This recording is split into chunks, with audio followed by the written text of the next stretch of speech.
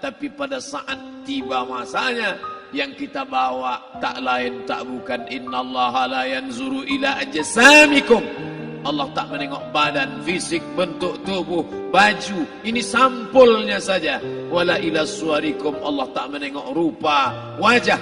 Walakin yanzuru ila qulub.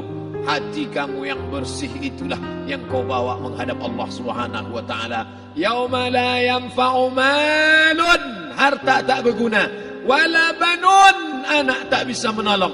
Harta tak berguna, anak tak mampu menolong. Illa man atallah, kecuali orang yang datang menghadap Allah biqalbin salim, dengan hati yang bersih, hati yang tulus, hati yang memercikkan cahaya iman, hati yang bersih dari hasad, busuk hati, sum'ah, riya, takabbur. Itulah yang menolong di hadapan Allah Subhanahu wa taala. Tulang, kulu, kulit, darah, lemak, sumsum akan menjadi santapan cacing tanah. Begitu besok pagi pintu kamar tak bisa diketuk, istri bolak-balik membangunkan tak terjaga, dipegang pipi sudah sejuk macam es batu, tanda jantung tak lagi berdetak, maka darah mulai berubah menjadi nanah, busuk. 1, 2, 3 hari kalau tidak disuntik formalin, jasad paling busuk jasad manusia, karena semua dia makan herbivora, tanaman saja. Tapi kita ini omnivora, semua masuk. Maka begitu mati, paling bagus orang Islam paling cepat dikuburkan. Selesai acara pemakaman, habiskah masalah, muncul masalah baru. Disitulah kita baru sadar. Apa kata Imam Ali radhiyallahu an? An-nasu niyam. Semua manusia waktu hidup itu tidur. Bapak tidur, ibu tidur, saya tidur. Semua orang waktu hidup itu tidur. Falamma matu, ketika dia mati, disitulah dia baru terjaga dari tidur panjang. Saat Israel mencabut nyawa, ditarikkannya adalah satu centapan yang kuat. Disitulah kita baru terjaga dari tidur panjang. Betapa aku meninggalkan salat, betapa aku tak berzakat, betapa dulu kekuasaan. Aku lulus umur 30, pensiun 58, 28 tahun apapun tak pernah kubuat untuk agama. Sibuk membesarkan anak, sibuk mengurus warisan. Anak pun tak ingat dengan kita, karena kita lupa menanamkan pendidikan agama di dalam otak kepalanya. Andai dulu pernah dia dibawa ke masjid, andai dulu pernah dia dibawa umrah, andai dulu dia dimasukkan SD IT, SMP IT, SMA IT, Islamic Boarding School, dibawa ke masjid, takkan dia lupa mendoakan selesai sholat, Rabbighfirli wali walidayya warhamhuma kama rabbayani saghira. Harta yang banyak tak sempat menolong agama Allah. Anak tunggal semata wayang tak sempat dididik agama. Istri meninggalkan dalam keadaan stres susah hatinya, karena dia tak diajarkan sabar menerima ridha ketetapan takdir Allah. Dan paling celaka, tak pernah anggota tubuh ini dipakai untuk berzikir, muhasabah, mengingat Allah. Tak pernah mata dipakai menengok Quran, kitab suci Allah. Tak pernah dipakai hati merenung sejenak, apa yang akan kubawa mati menghadap Allah Subhanahu wa ta'ala. Malam ini saya tak minta diajak ceramah tentang hukum zakat, hukum puasa. Saya tidak diajak tanya jawab apa hukum unjuk rasa besok tanggal 4. Yang ditanya adalah bagaimana kita merenung sejenak. Abdul Somad, engkau berhadapan dengan para pegawai Badan Pertanahan Nasional Provinsi Riau, berkumpul 12 kabupaten kota. Ini orang-orang ngurus tanah, dari dalam tanah naik ke atas tanah, ngurus tanah, ngurus tanah, ngurus tanah, masuk ke dalam tanah. Abdul Somad dari dalam tanah naik ke atas tanah, ceramah, ceramah, ceramah, ceramah, ceramah, masuk balik ke dalam tanah. Yang kau bawa apa? Baju koko tinggal, peci tinggal, pakaian kehormatan tinggal.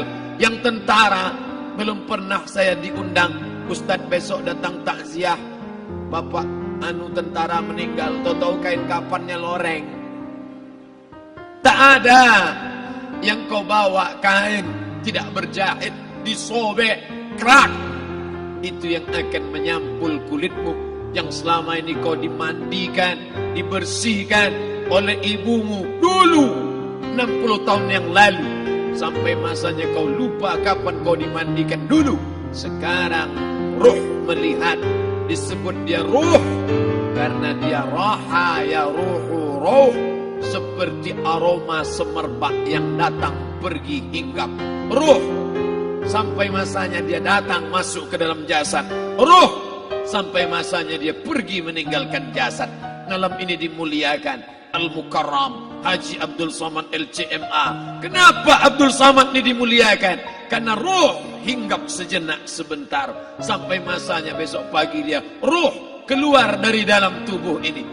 Anak yang katanya ayahku sayang, istri katanya kaulah abang, sampai masanya mereka tak lagi mau mendekat. Rumah itu saya yang buat, saya yang mengukurnya. Tapi begitu ruh sudah keluar dari badan, tidak satu pun semeter, sesenti, sejengkal, sehasta ada tempat di rumah itu untuk jenazah bernama jenazah Abdul Somad. Dulu orang bertanya, rumah Ustadz Somad di mana?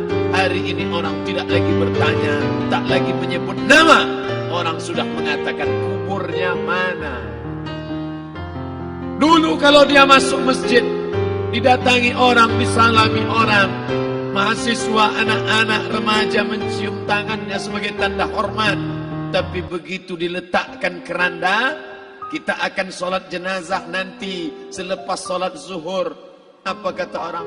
Letakkan di tepi sana, letakkan di tepi sana. Tak satu pun mau mendekat, letakkan dia di sana.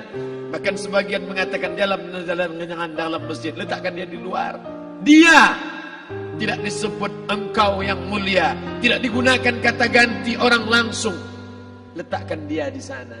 Bahkan sebagian tak lagi, padahal tempat paling mulia sebelah kanan, orang tak lagi mau di kanan, mulai dia menjauh ke kiri.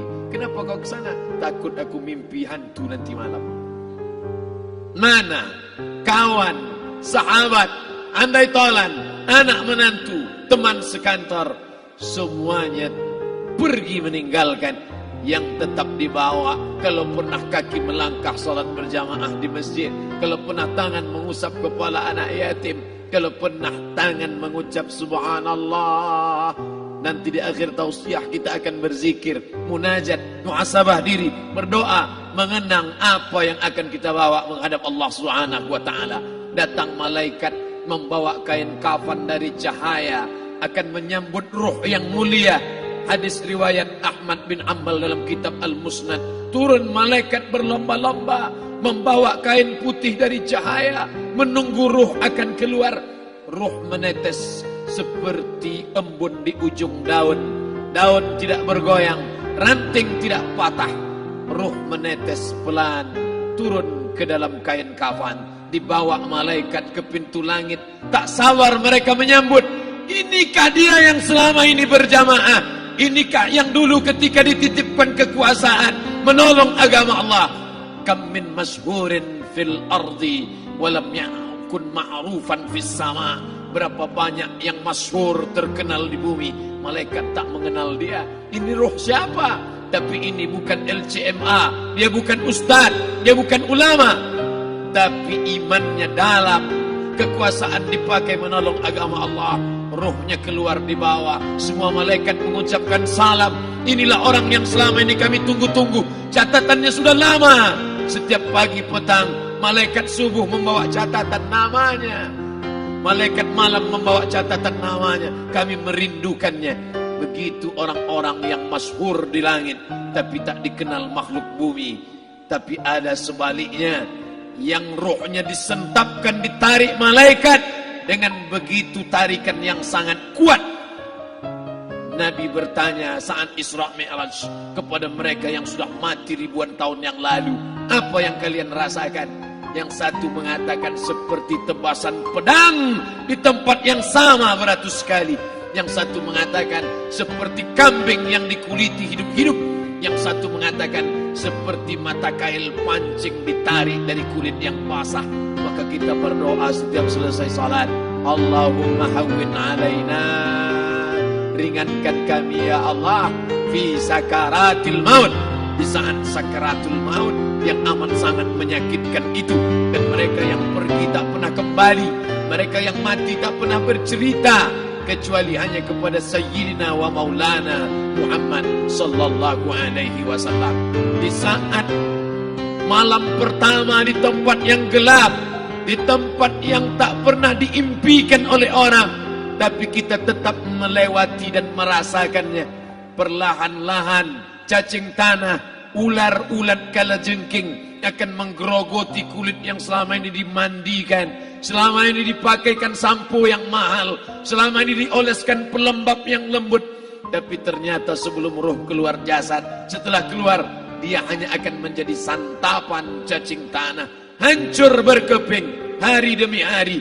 Yang pertama kali membusuk adalah mata, karena dia berisi cairan. Cairan ini mengering, busuk dan berlubang. Lalu kemudian usus sebulan di dalam tanah, mulai dia menggelembung masuk angin dan dia meletus pecah. Cacing-cacing tanah mulai datang menggerogoti, memakan. Habis lemak, tulang, kulit, bulu, sumsum, darah, jantung, empedu, limpa, buah pinggang. Habis semuanya, tinggal tulang-tulang yang memutih, dimakan oleh tanah, ditelan oleh massa, sampai akhirnya Asi bin Wa'il membawa tulang yang kering itu kepada Nabi Muhammad, baginda Sayyidina wa Maulana Muhammad. Ya Muhammad, ayuhyi rabbuka hadzal izam, sanggupkah Tuhanmu menghidupkan tulang yang kering ini? Nabi diam tak menjawab, sampai akhirnya datang Jibril alaihi salam membawakan wahyu. Qul, katakan kepada dia. Ayat ini dibaca malam Jumat. Bapak Ibu semua hafal, kita baca. Qul yuhyiha allazi ansha'aha awwala marrah wa huwa bikulli khalqin alim.